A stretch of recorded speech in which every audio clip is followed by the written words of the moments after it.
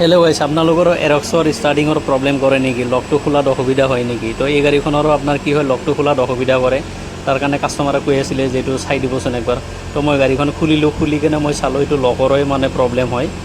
আৰু প্ৰব্লেমটো হৈছে আপোনাৰ কি হয়, ৰিম'টটো অফ কৰি ৰাখি অফ কৰাৰ পিছত অন কৰিবৰ কাৰণে পাহৰি যায়। কি কৰে, জোৰ জবস্তিকে অন কৰিব খোজে। তো তাৰ ফলত কি হৈছে, এই লক ছেটটো বেয়া হৈ গৈছে। তো আপোনালোকে তেনেকুৱা নকৰিব। ফাৰ্ষ্টত অন কৰি ল'ব, তাৰপিছত আপোনালোকে কি কৰিব, আৰামত খুলিব।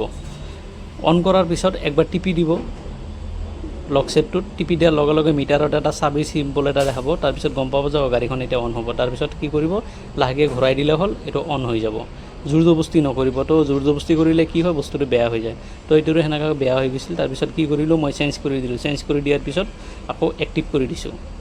এইটো লগোৱাৰ পিছত একবাৰ এক্টিভ কৰি দিব লাগে এইটো ৰিম'টৰ লগত। তো মই এইটো কৰি দিছোঁ, আপোনালোকে চাইছে। এতিয়া আৰু প্ৰব্লেম নাই একো।